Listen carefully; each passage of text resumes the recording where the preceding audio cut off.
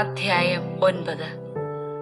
നോഹയെയും പുത്രന്മാരെയും അനുഗ്രഹിച്ചുകൊണ്ട് ദൈവം പറഞ്ഞു, സന്താന പുഷ്ടിയുണ്ടായി പെരുകി ഭൂമിയിൽ നിറയുവിൻ. സകല ജീവികൾക്കും, ഭൂമിയിലെ മൃഗങ്ങൾക്കും, ആകാശത്തിലെ പക്ഷികൾക്കും, മണ്ണിലെ ഇഴജന്തുക്കൾക്കും, വെള്ളത്തിലെ മത്സ്യങ്ങൾക്കും നിങ്ങളെ ഭയമായിരിക്കും. അവയെല്ലാം ഞാൻ നിങ്ങളെ ഏൽപ്പിച്ചിരിക്കുന്നു. ചരിക്കുന്ന ജീവികളെല്ലാം നിങ്ങൾക്ക് ആഹാരമായി തീരും. ഹരിതസസ്യങ്ങൾ നൽകിയതുപോലെ ഇവയും നിങ്ങൾക്ക് ഞാൻ തരുന്നു. എന്നാൽ ജീവനോട് കൂടിയ, അതായത് രക്തത്തോടു കൂടിയ മാംസം ഭക്ഷിക്കരുത്. ജീവരക്തത്തിന് മനുഷ്യനോടും മൃഗത്തോടും ഞാൻ കണക്ക് ചോദിക്കും. ഓരോരുത്തനോടും സഹോദരന്റെ ജീവന് ഞാൻ കണക്ക് ചോദിക്കും. മനുഷ്യരക്തം ചൊരിയുന്നവന്റെ രക്തം മനുഷ്യൻ തന്നെ ചൊരിയും.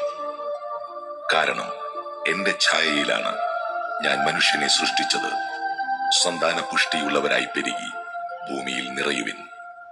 നോഹയോടും പുത്രന്മാരോടും ദൈവം വീണ്ടും അരുളി ചെയ്തു, നിങ്ങളോടും നിങ്ങളുടെ സന്തതികളോടും ഞാനിതാ ഒരു ഉടമ്പടി ചെയ്യുന്നു. അതോടൊപ്പം നിന്റെ കൂടെ പെട്ടകത്തിൽ നിന്ന് പുറത്തു വരുന്ന ജീവനുള്ള സകലതിനോടും, പക്ഷികൾ, കന്നുകാലികൾ, കാട്ടുജന്തുക്കൾ എന്നിവയോടും നിങ്ങളുമായുള്ള എന്റെ ഉടമ്പടി ഞാൻ ഉറപ്പിക്കുന്നു. ഇനിയൊരിക്കലും വെള്ളപ്പൊക്കം കൊണ്ട് ജീവജാലങ്ങളെല്ലാം നശിക്കാൻ ഇടവരുകയില്ല.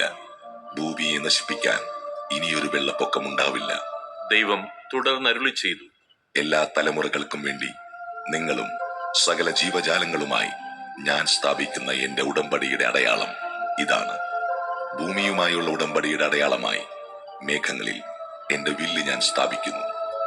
ഞാൻ ഭൂമിക്കു മേലെ മേഘത്തെ അയക്കുമ്പോൾ അതിൽ മഴവില്ല് പ്രത്യക്ഷപ്പെടും. നിങ്ങളും സർവ്വജീവജാലങ്ങളുമായുള്ള എന്റെ ഉടമ്പടി ഞാൻ ഓർക്കും. സർവ്വജീവനെയും നശിപ്പിക്കാൻ പോരുന്ന ഒരു ജലപ്രളയം ഇനി ഒരിക്കലും ഉണ്ടാകയില്ല. മേഘങ്ങളിൽ മഴവില്ല് തെളിയുമ്പോൾ ഭൂമുഖത്തുള്ള എല്ലാ ജീവജാലങ്ങളുമായി ചെയ്ത എന്നേക്കുമുള്ള ഉടമ്പടി ഞാൻ ഓർക്കും. ദൈവം നോഹയോട് അരുളി ചെയ്തു, ഭൂമുഖത്തുള്ള സകല ജീവികളുമായി ഞാൻ സ്ഥാപിക്കുന്ന ഉടമ്പടിയുടെ അടയാളം ഇതായിരിക്കും. പെട്ടകത്തിൽ നിന്ന് പുറത്തിറങ്ങിയ നോഹയുടെ പുത്രന്മാർ ഷേം, ഹാം, യാഫത്ത് എന്നിവരായിരുന്നു. ഹാം ആയിരുന്നു കാനാന്റെ പിതാവ്. ഇവരാകുന്നു നോഹയുടെ 3 പുത്രന്മാർ.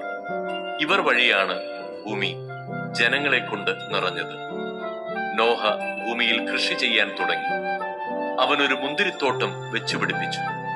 വീഞ്ഞു കുടിച്ച് മത്തനായി നോഹ കൂടാരത്തിൽ നഗ്നനായി കിടന്നു. കാനാന്റെ പിതാവായ ഹാം തന്റെ പിതാവിനെ നഗ്നനായി കാണുകയും അക്കാര്യം പുറത്തുണ്ടായിരുന്ന തന്റെ 2 സഹോദരന്മാരോടും പറയുകയും ചെയ്തു. ഷേമും യാഫത്തും ഒരു തുണിയെടുത്ത് തങ്ങളുടെ തോളിലിട്ട് പുറകോട്ട് നടന്നു ചെന്ന് പിതാവിന്റെ നഗ്നത മറച്ചു. അവർ മുഖം തിരിച്ചു പിടിച്ചിരുന്നത് കൊണ്ട് പിതാവിന്റെ നഗ്നത കണ്ടില്ല. ലഹരി വിട്ടുണർന്ന നോഹ തന്റെ ഇളയ മകൻ ചെയ്തതെന്തെന്നറിഞ്ഞു. അവൻ പറഞ്ഞു, കാനാൻ ശപിക്കപ്പെടട്ടെ. അവൻ തന്റെ സഹോദരർക്ക് ഹീനമായ ദാസ്യവേല ചെയ്യുന്നവനായി തീരും. അവൻ തുടർന്നു പറഞ്ഞു, ഷേമിന്റെ കർത്താവായ ദൈവം വാഴ്ത്തപ്പെട്ടവനാകട്ടെ. കാനാൻ ഷേമിന്റെ ദാസനായിരിക്കട്ടെ. യാഫത്തിനെ ദൈവം പുഷ്ടിപ്പെടുത്തട്ടെ. ഷേമിന്റെ കൂടാരങ്ങളിൽ അവൻ പാർക്കും. കാനാൻ അവനും അടിമയായിരിക്കും. വെള്ളപ്പൊക്കത്തിനു ശേഷം നോഹ 350 വർഷം ജീവിച്ചു. നോഹയുടെ ജീവിതകാലം 950 കൊല്ലമായിരുന്നു. അവനും മരിച്ചു.